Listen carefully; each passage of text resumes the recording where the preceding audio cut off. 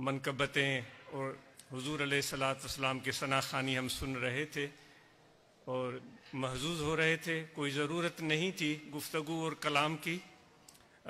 دوستوں کے کہنے پر صرف یہ بات عرض کی جائے گی کہ ہمارے پیارے آقا و مولا حضرت صلی اللہ علیہ وآلہ وسلم جو کہ سب جہانوں کے لیے رحمت بن کر تشریف لائے، ان کی آمد پر آج پوری آپ کی امت خوشیاں منا رہی ہے، مسرت کا اظہار کر رہی ہے، مبارکباد ہم ایک دوسرے کو دے رہے ہیں. یہ ساری چیزیں آپ کے ساتھ محبت اور وابستگی وارفتگی کا اظہار کر رہی ہیں. لیکن آپ اور ہم سب کو، مرد اور خواتین کو، یہ نہیں بھولنا چاہیے کہ آپ صلی اللہ علیہ وآلہ وسلم نے اس دنیا میں آ کر کس طرح انسانوں کے اندر تبدیلی رونما فرمائی تھی.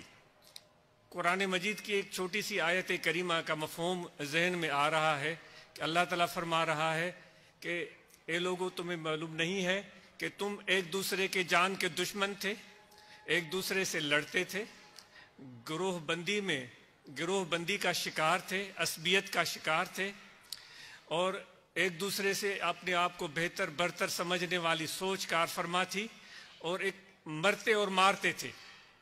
تو میرے نبی، میرے پیغمبر، میرے رسول صلی اللہ علیہ وآلہ وسلم جب تشریف لائے تو انہوں نے آپ کے اندر افتراق اور انتشار کو دور فرما دیا، اور قرآن مجید کے الفاظ میں کہ آپ کو ایک دوسرے کا دلی دوست بنا دیا، ایک دوسرے کا دلی دوست بنا دیا. سمجھ رہے ہیں آپ؟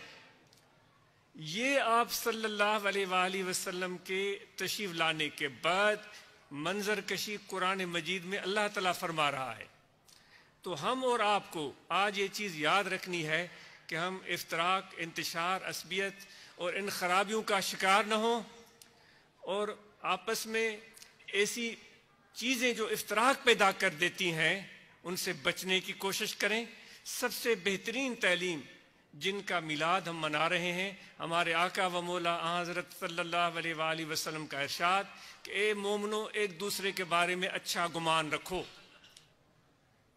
ہمیشہ ایک دوسرے کے بارے میں اچھا گمان رکھو. آج جب ہم افتراق اور انتشار کا شکار ہیں، جو ہمارے آج مجموعی حالات ہیں، ان سے ہم بے خبر نہیں ہیں. مولانا جلال الدین رومی رحمۃ اللہ علیہ فرماتے ہیں کہ ایک موقع پر ایک بوڑھا آدمی تھا، وہ مرض الموت میں مبتلا تھا، یعنی کہ اس کو پتہ چل چکا تھا کہ میری موت قریب ہے. اس کے 5-6 یا اس سے زیادہ کم و بیش بچے تھے.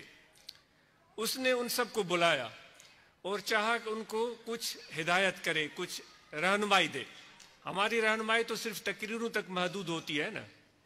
سچی بات یہ ہے کہ یہ تقریریں کرتے ہوئے کوئی تبدیلی آج تک آ نہیں سکی، صرف باتیں ہوتی ہیں. بہت کم موقع ہوتے ہیں، بہت کم، آپ ضرور سوچئے گا، بہت کم موقع ہوتے ہیں کہ گفتگو جس طرح ہم آج کل کرتے ہیں ان سے کوئی بہتری رونما ہوئی ہو. تو اس پیر سن نے سوچا کہ میں ان کو تقریر بھی نہ کروں اور ان کو میں ایک اچھی رہنمائی بھی دوں. بڑے بیٹے کو کہا کہ ایک لکڑی لے آؤ، لکڑی کا گٹھڑا لے آؤ. وہ ایک گٹھڑا لے کر آیا. اس نے کہا ایک لکڑی اٹھاؤ. اس نے اٹھایا. رومی فرماتے ہیں اس کو کہا کہ اس کو توڑو. اس نے توڑا، وہ ٹوٹ گئی 2 حصوں میں. دوسرے کو کہا تم بھی توڑو، ٹوٹ گئی. تیسرے کو دیا، اس نے بھی توڑ دیا. پھر اس نے کہا 2 لکڑیوں کو اٹھاؤ. اب ایک لکڑی کے بعد 2 لکڑیاں ایک ساتھ. وہ 4 بھائی تھے غالباً. اس نے کہا ان کو توڑو. دونوں کو ملا کر اس نے جب توڑنے کی کوشش کی تو ٹوٹ تو گئی، لیکن اس کو طاقت لگانی پڑی. اس طرح دوسرے کو بھی کہا، تیسرے چوتھے کو بھی. پھر اس نے کہا 3 لکڑیاں اٹھاؤ. اس نے ایک ساتھ 3 لکڑیاں اٹھائیں. کہا ان کو توڑو. ان میں سے جو بڑا بھائی تھا اس نے طاقت لگائی، زور آزمائی کی، توڑنے کی کوشش کی. بہت مشکل سے بڑے زور آزمائی کے بعد وہ 3 لکڑیاں ٹوٹیں. پھر آخر میں اس نے کہا قصہ مختصر کہ 4 لکڑیاں اٹھاؤ، کیونکہ وہ 4 بھائی تھے غالباً. جب 4 لکڑیاں اٹھائی اور ان کو کہا کہ ان کو توڑو، بڑے بھائی کو، بڑے بیٹے کو کہا جو بھائیوں میں بڑا تھا اور اس کا بڑا بیٹا تھا، توڑو. اس نے پوری طاقت لگائی. اسی کے پسینے بہنے لگے، ہاتھ پاؤں ٹانگوں کا زور سب اس نے لگایا، لیکن وہ 4 لکڑیاں ایک ساتھ ٹوٹ کر نہیں دی۔ تو اس باپ نے اپنے بچوں کو کہا، یاد رکھو اگر آپ افتراق اور انتشار کا شکار ہیں، الگ الگ ہیں، تو دنیا میں آپ کے مخالفین آپ کو ایسے توڑ دیں گے، ایک لکڑی کو جیسے توڑ دیا آپ نے۔ اگر 2 مل کر ساتھ رہیں گے تو زیادہ مضبوط، لیکن پھر بھی آپ کمزور ہیں۔ 3 کچھ اور مضبوط لیکن کمزور، پھر بھی کمزور، لیکن چاروں اگر ساتھ ہیں تو پھر آپ کو کوئی توڑ نہیں سکتا۔ تو آج امت محمدی علیہ صاحب الصلاۃ والتسلیم کو اسی اعتصام اتفاق کی ضرورت ہے۔ وَاعْتَصِمُوا بِحَبْلِ اللَّهِ جَمِيعًا۔ اور ہم اور آپ ایک سفر میں ہیں۔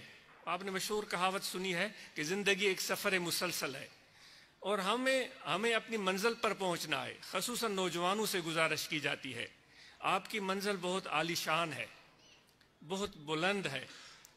ان نوجوانوں سے گزارش ہے، آپ نے اس قوم کی، اس ملت کی، ان مسلمانوں کی رہنمائی کرنی ہے۔